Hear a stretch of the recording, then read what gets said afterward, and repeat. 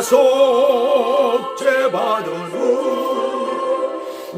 속죄받은 후 주를 찬미하겠네. 나 속죄받은 후 주의 이름 찬미하겠네.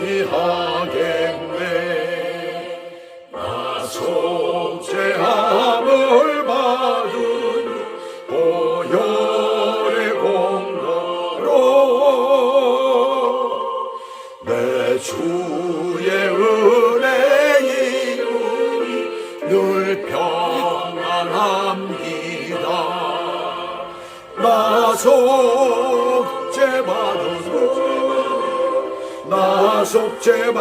후 주를 찬미하겠네. 나 속죄받은 후 주의 이름 찬미하겠네.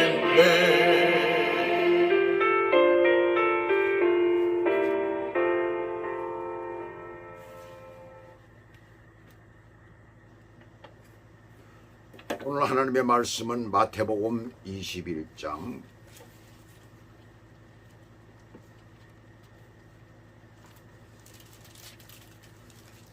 마태복음 21장 1절에서부터 11절까지입니다. 제가 봉독해 올려드리겠습니다. 그들이 예루살렘에 가까이 가서 감람산 벳바게에 이르렀을 때에 예수께서 두 제자를 보내시며 이르시되 너희는 맞은편 마을로 가라. 그리하면 곧 매인 마귀와 나귀 새끼가 함께 오는 것을 보리니 풀어 내게로 끌고 오라. 만일 누가 무슨 말을 하거든 주가 쓰시겠다 하라. 그리하면 즉시 보내리라 하시니 이는 선지자를 통하여 하신 말씀을 이루려 하심이라. 일러스되 시온 딸에게 이르기는 내 왕이 내게 임하나니 그는 겸손하여 나귀 곧 멍에 매는 짐승의 새끼를 탔도다 하라 하였느니라. 제자들이 가서 예수께서 명하신 대로 하여 나귀와 나귀 새끼를 끌고 와서 자기들의 겉옷을 그 위에 얹음에 예수께서 그 위에 타시니 무리의 대다수는 그들의 겉옷을 길에 펴고 다른 이들은 나뭇가지를 베어 길에 펴고 앞에서 가고 뒤에서 따르는 무리가 소리 높여 이르되 호산나 다윗의 자손이여 찬송하리로다. 주의 이름으로 오시는 이여 가장 높은 곳에서 호산나 하더라. 예수께서 예루살렘에 들어가시니 온 성이 소동하여 이르되 이는 누구냐 하거늘 무리가 이르되 갈릴리 나사렛에서 나온 선지자 예수라 하니라. 아멘. 오늘 하나님의 말씀 제목은 고난을 앞에 두신 예수님의 마음. 우리가 예수님의 마음을 좀 알아야 되겠죠. 그리고 이제 오늘 본문 말씀에 들어가기 전에 광고를 한 가지 드리겠습니다. 다음 주는 유튜브가 나가지를 않습니다. 저희가 이제 월요일부터 해서 29일까지 여행을 다녀옵니다. 저희 부부가. 또 그뿐만 아니라 유튜브는 이제 또 다른 방향에서 아마 보여줄 수가 있을지 그건 잘 모르겠어요. 확실하지가 않습니다. 그리고 이 27일 날 주일이 되죠. 그때는 제가 이제 설교 영상이 나가게 될 것입니다. 그래서 유튜브가 다음 주에는 부활주일이죠. 유튜브가 나가지 않는다는 걸 아시고 기억을 해 주시기 바랍니다. 자, 오늘 본문으로 들어가도록 하겠습니다. 오늘 본문 1절에서 우리는 마지막 예루살렘 입성을 준비하시는 예수님의 모습을 보게 됩니다. 예루살렘 입성을 한다. 자, 며칠 후에는 십자가 못 박혀 죽으시는 예수님께서 그것을 미리 아시고 그리고 그것을 준비하시는 장면이에요. 많은 사람들로부터 온 인류로부터 정말 왕의 대접을 받아야 되시고 하나님의 아들의 대접을 받으셔야 되는 예수님께서 이 땅에 오셔서 전혀 그것을 받지 못하시고 정말 아주 비천한데 우리가 너무나 잘 알잖아요. 짐승이나 태어나는 그런 구유에서 태어나셨어요. 짐승의 먹이통에서 태어나셨다는 얘기입니다. 태어날 때부터 비천한 자리에서 태어나시더니 잘하시면서 또 그리고 일을 하실 때에도 가난한 자들을 위해서, 병든 자를 위해서, 고통당하는 자를 위해서 일을 하셨습니다. 단 한 번도 예수님께서는 화려한 것을 입어보지도 못하시고 사용하지도 못하시고 잡숴보지도 못하시고 그렇게 지내셨다는 것을 우리가 이 말씀을 통해서 우리가 깨닫게 됩니다. 제자들은 지금 무슨 일을 하는지 전혀 몰라요. 그런 상태에서 오늘 예수님께서 손수 그 일을 하시는, 도대체 왜 예수님께서 그 일을 하실까? 두 가지 이유가 있습니다. 첫 번째 이유는 이제껏 주님은 왕으로서의 모습을 보이지 않으셨잖아요. 그것을 이제 하시겠다는 것입니다. 십자가에 못 박혀 죽으시기 며칠 전에 바로 그 일을 하시겠다는 거예요. 무엇 때문에 그러실까? 왜? 자, 한번 생각을 해보세요. 이 땅에 육신으로 오셨지만 그는 하나님의 아들이십니다. 왕 중에 왕이십니다. 만국의 왕이십니다. 모든 것의 주인이십니다. 이 우주를 만드셨을 뿐만 아니라 이 세상을 만들고 우리 인간을 만드신 주인이십니다. 그런 분이 단 한 번도 왕의 대접을 받아보지 못하셨어요. 그런데 왜 그러셨을까? 이 온 땅에 있는 모든 인류를 구원하시기 위해서 이 땅에 오신 예수 그리스도께서 그 일을 하시는 것은 왕으로서의 모습을 보이시기 위한 거예요. 왜요? 그래야만이 믿지 않는 자들에게 보이실 수가 있기 때문에요. 권위가 쓰잖아요. 왕의 권위와 가난한 자의 권위는 다르잖아요. 왕의 권위와 저 밑에서 남의 것이나 얻어먹는 거지의 권위는 다르잖아요. 하다못해 대통령으로 나와도 좀 모습이 풍채도 그만하고 좀 이런 어떤 배경을 가지고 있어야만 좀 그런 듯하지, 그렇지 않으면 전혀 알아주지 않잖아요. 아무리 후보가 나오면. 저 같은 사람이 말이죠, 대통령 후보 나가면 누가 찍어주겠습니까? 아무것도 없는데요. 권위도 없고 아무것도 없는데. 복음을 전하기 위해서는 반드시 그 권위가 필요하기 때문에 그래서 그렇게 하신 것입니다. 그것은 바로 누구나에게 혜택이 가도록 하시기 위한 거예요. 누구나가 예수 믿고 구원받게 하시기 위한 거예요. 왕이셔야지 믿지. 그렇지 않으면 누가 믿겠어요. 그 다음에 두 번째 이유는 성경은 하나님의 말씀을 가르쳐야 되기 때문에 그런 거예요.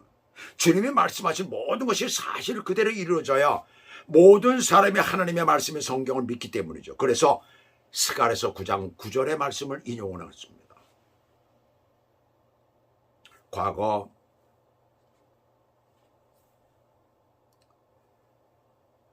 국회의 동의를 얻지 못해도 총리로 임명할 때에 국무총리 설이라는 그런 직책이 있었어요.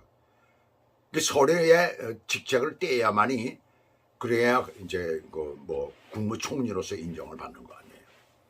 요즘엔 뭐가 생겼습니까? 대통령 권한대행이라는 것이 생겼더라고요. 그런 권한대행이 힘이 있어요? 없어요? 대통령보다는 없죠. 파워가 없다는 얘기입니다. 권한대행이라는 걸 떼야 되잖아요. 요번에 이제 탄핵 정국에서 우리가 그것을 보게 됐죠. 만왕의 왕이신 예수님께서는 그럴 필요는 없지만 세상의 형식으로 말하면 정식으로 취임하시는 거예요. 지금 이게 며칠 남지 않았는데 취임을 하시는 것입니다. 그런 것들을 만들어 놓으시는 거예요. 그런데 그 예수님이 만왕의 왕으로서 구세주로서 정식 취임하는 현장은 너무나도 초라했어요. 그것도 다른 사람이 준비하는 것이 아니라 손수 그것을 계획하시고 준비하시는 것을 오늘 본문을 통해서 우리가 보게 됩니다. 직접 연출을 하시는 거예요. 거기서 우리는 주님의 마음을 읽을 수 있어야 됩니다. 도대체 어떤 마음을 가지고 저러한 일들을 하실까? 첫째로 1절에서 5절까지 해서 손수 계획하시고 준비하시는 마음을 읽을 수 있어야 됩니다. 어떤 마음이었을까? 1절에서 3절까지를 보시면 맞은편 마을로 두 제자를 보내시면서 매여있는 나귀와 나귀 새끼를 끌고 오라고 하십니다. 왜요? 타고 들어가시려고, 입성하시려고 그런 거죠. 그걸 준비하시는 거예요. 그런데 이 장면을 4절, 5절에서는 뭐라고 말을 하느냐면 이는 선지자를 통하여 하신 말씀을 이루려 하심이라. 일러스되 시온 딸에게 이르기를 내 왕이 내게 임하나니 그는 겸손하여 나귀 곧 멍에 매는 짐승의 새끼를 탔도다 하였느니라. 바로 좀 전에 말씀드린 스가랴서 9장 9절의 말씀인 것입니다. 선지자 스가랴가 예언을 한 그러한 말이에요. 주님은 예언대로 행하신 거예요. 인간을 행하신 뭐 때문에요? 사랑 때문에 그렇게 하신 것입니다. 그 말씀을 우리가 읽을 수 있어야 된다는 얘기입니다. 왜 그렇게 하셨느냐? 인간 모두를 사랑하시기 때문에, 그들을 구원시키기 위해서 그들을 사랑하시기 때문에 그 일을 행하신 거예요. 그 사랑을, 이 준비하시는 과정에 이 주님의 그 사랑의 마음을 우리가 읽을 수 있어야 되는 것입니다. 그래야 우리가 이 땅에 살아가면서 주님을 사랑하며 살지요. 자, 인간의 사랑에 가장 크게 나타난 것이 무엇일까요? 우리는 부모님 사랑이라고 하잖아요. 이 세상에 그 누구도 부모님의 사랑을 따라갈 수가 없습니다. 아무도 내 자식을 말이죠, 부모님만큼 더 사랑할 수 있는 사람은 없어요. 그 자식을 위해서 평생 고생하고 노력하고, 어떤 부모는 자식을 위해서 생명까지도 바칩니다. 그러나 부모는 그것을 자랑하지를 않아요. 절대로 누구에게도. 자식을 위해서 그렇게 해도 절대로 누구에게 자랑하지는 않습니다. 근데 자식은 어디 그래요? 부모에게 그 사랑을 받았고, 그 엄청난 사랑을 받았으면 부모에게 그걸 갚아야 되는데 그렇지 못합니다. 부모를 학대하는 일들이 얼마나 많은지요. 그래서 요즘 부모님들은 나를 좀 제발 양로원에 좀 보내달라는 거예요. 자식이 너무나 그러니까 그게 배기 싫어가지고 좀 양로원에 보내. 너무나 힘드니까. 꽤 오래전에 한국의 덕원예술고등학교 이사장이신 분이 피살된 사건이 발생했어요. 꽤나 사람들로부터 존경을 받은 그런 분이 보니까 얼마나 그 안타까운 일이었습니까? 그래서 경찰이 수사 결과 41살 난 서울모대학의 조교수로 있는 아들이 살해한 것으로 밝혀졌어요. 살해 동기는 회사를 하나 설립했는데 20억 원의 빚을 지게 되고, 그 다음에 어음 2억 6천만 원을 갚지 못하면서 회사가 부도날 위기에 처하게 되자 아버지 유산을 받으려고 길이가 25cm 되는 그런 칼을 갖다 청계천에 가서 그것을 사가지고, 또 거기에다 공군 파일럿이 입는 복장으로 위장해가지고 자기 집 욕실 창문을 뜯고선 들어간 거예요. 그러고선 아버지를 찔러 죽였습니다. 나중에 아버지가 죽기 전에 미리 작성한 유언장을 보니까 아버지가 죽은 후에 그 아들에게 전 재산을 다 주겠다는 그런 유언장이 있었습니다. 아들은 그것도 모르고 자기 아버지를 그렇게 죽인 거예요. 돈 때문에 자기 부모를 죽이는 일이 얼마나 많이 지금 일어나고 있습니까? 자식이 부모의 마음을 읽을 수 있다면 어찌 이런 폐륜이 일어날 수 있겠어요? 하나님이 우리를 사랑하시는 그 사랑은 부모의 자식 사랑보다도 훨씬 더 깊고 높고 넓습니다. 그 아들을 이 땅에 인간의 몸으로 보내시고, 그 독생자 아들이신 예수님께서는 하나님의 자녀들을 살리기 위해서 그 십자가를 지시기 위해서 그 길을 지금 준비하고 계신 거예요. 이보다 더 큰 인간을 사랑하는 마음을 어디에서 우리가 볼 수가 있겠습니까? 그 마음을 우리가 읽을 때 어찌 주님을 우리가 사랑하지 않을 수가 있겠어요? 그 다음에 둘째는 6절에서 8절까지예요. 하나님의 자녀, 제자된 자가 하나님께 드리기를 원하시는 마음이에요. 하나님의 자녀, 제자된 자에 대한 교훈이에요. 종려주일은 인류 구원의 대드라마를 연출하는 역사적인 날이에요. 자, 그렇다면 어떻게 해야 됩니까? 방파레가 막 울려 퍼지고 그 막이 올려지고 막 이런 것들이 일어나야 되죠. 방파레는 계속 울려 퍼집니다. 많은 사람들이 연도에 나와 환호를 하며 이제 승리의 깃발을 높이 들고 영광의 성 예루살렘 성으로 우리의 왕이 들어가셔야 합니다. 그런데 방파레와 함께 나타나야 될 우리의 주인공 예수 그리스도는 너무나 초라한 모습이었어요.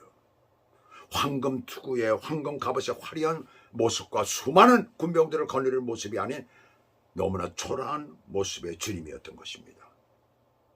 보기에는 초라한 모습이었지만 이 세상의 그 어떤 임금들보다도 더 멋지고 아름다운 장면이다, 이렇게 얘기를 할 수가 있어요. 왜 그럴까요? 그것은 거기에 들여진 것들, 몸과 마음을 다 드린 것들이 있었기 때문입니다. 우선 6절에서 나귀와 나귀 새끼를 드린 헌신이 있죠. 본문에서는 제자들이 그것을 끌고 왔다라고만 기록이 되어 있지만은 마가복음 11장에서는 제자들이 나귀 새끼를 예수님의 말씀하신 곳에 가서 나귀 새끼를 오려고 하니까 주인이 뭐라고 합니까? 무엇하라 하느냐? 라고 하면서 말을 합니다. 그러자 제자는 예수님의 가르치신 대로 주가 쓰시겠다 하라라고 해서 왔다라고 하니까 주인이 뭐라고 그래요? 오케이. 가져가. 아무 말 없이 빌려준 거예요. 알지도 못하는 사람입니다. 예수님의 제자도 아니에요. 제자라고 나오질 않았어요. 예수님을 쫓아다니던 사람이라고 나오지는 않았어요. 단지 예수님의 이름을 아마 들었던 사람입니다. 자, 여기서 말씀하고 있는 건 뭡니까? 모든 사람이, 이 세상에 있는 모든 사람들이 예수님의 이름을 알아들어서 알고 있는 모든 사람이 다 주님께 드릴 수가 있다라고 말하고 있어요. 예수의 이름을 듣는 모든 사람들이 다 구원을 받을 수 있다라는 것을 오늘 우리들에게 또한 말씀하고 있는 것입니다. 그 다음에 제자들의 헌신입니다. 새끼를 끌고 오고 자기들의 겉옷을 그 위에 얹어 예수님께서 타시도록 했어요. 또 무리의 대사서는 그들의 겉옷을 길 위에 펴고 다른 이들은 나뭇가지를 꺾어서 베어서 길에 펴고 주님께서 그 위를 지나가시기를, 나귀를 타고 지나가시기를 바라는 마음들이에요. 누구나 이런 마음으로 하나님께 드릴 때 하나님이 영광 받으시는 것입니다. 그런 마음을 예수님께서는 갖고 계신 거예요. 이렇게 드리라는 것입니다. 이렇게 하나님 앞에 드리라는 것이 온 몸과 마음을 다해서 우리로 하여금 그렇게 드리기를 원하시는 마음이에요.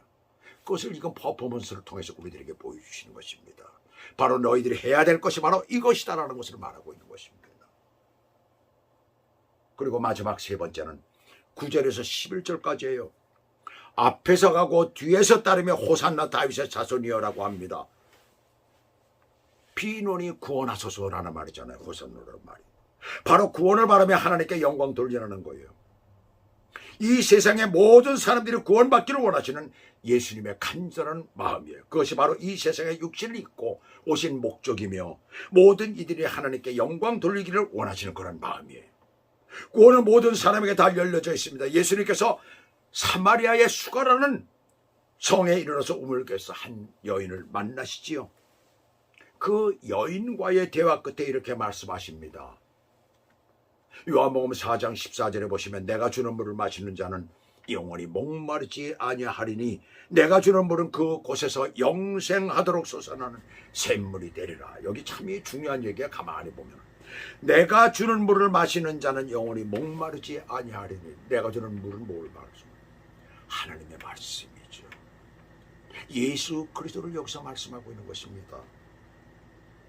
내가 주는 물은 예수 그리스도를 영접하여서 그 안에 하나님의 말씀이 운용되어지는 예수 그리스도가 안에 있는 사람은 그 속에서 뭐예요?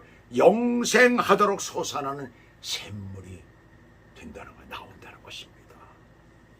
바로 예수님께서는 우리에게 영생을 주시기 위해서 오신 거예요. 구원은 죄로부터의 구원이지요. 구원받은 자는 누구나가 영생을 얻는 겁니다. 영생을 얻은 자들은 영원토록 하나님께 영광을 돌리는 축복을 받게 되는 것이에요. 그래서 모든 믿는 자들은 이 땅에서 모든 사람이 영생을 얻게 하는 일에 우리의 모든 영과 혼과 육을 바쳐서 살아야 된다라는 것을 말씀하고 있는 것입니다. 우리가 그렇게 살아야 된다는 것입니다. 이 퍼포먼스를 하신 그 이유가 바로 거기에 또한 있다는 것을 우리가 여기서 이 말씀을 알아야 되는 것입니다. 예수 그리스도의 사랑을 우리가 알아야 돼요. 하나님의 그 사랑을 알아야 된다는 것입니다. 그리고 드리는 마음을 가지고 있어야 된다는 것입니다. 그리고 모든 영혼들이, 모든 인류가 다 구원받도록 하는 그 일에 우리가 앞장서야 된다는 것을 여기서 말씀하고 있는 거예요. 그것이 예수님의 마음을 알고 뜻대로 사는 그러한 믿음인 줄 믿습니다. 그렇게 사시길 주 예수 그리스도 이름으로 축복합니다. 그러할 때 여러분의 삶이 완전히 뒤바뀌어지는 역사가 일어나는 거예요.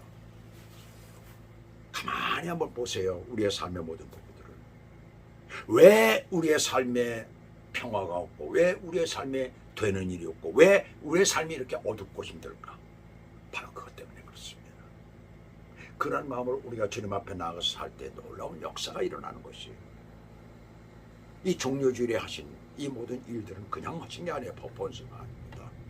우리에게 주시는 그 귀중한 메시지가 있다는 것을 기억하시고 늘 그렇게 사시는 저와 여러분 되시기를 주 예수 그리스도 이름으로 축복합니다. 기도하시겠습니다. 하나님 아버지, 오늘도 이 말씀을 통해서 우리가 미처 깨닫지 못한 것 다시 깨닫게 하시고 우리의 삶의 목표가 무엇인가를 분명히 알게 하시고 우리가 어떻게 살아야 되는가를 바로 깨닫게 해주시니 감사를 드립니다. 우리가 때로는 세상을 살아가면서 너무나 많은 것들을 잃어버리고 많은 것을 참으로 제대로 알지 못하고 깨닫지 못하고 살 때가 얼마나 많은지입니다. 그래서 우리의 삶이 어둡고 힘들고 풀리지 않을 때가 얼마나 많은지 모릅니다. 주여 불쌍히 여겨주시고 이 종료주일의 이 퍼포먼스를 통해서 보여주신 주님의 이 말씀 안에서 우리가 바로 깨닫고 바로 살아가서 하나님이 주시는 그 놀라운 축복을 받으며 사는 축복의 사람들이 되도록 인도하여 주시옵소서. 예수 그리스도의 이름으로 감사하며 기도 올리옵나이다. 아멘.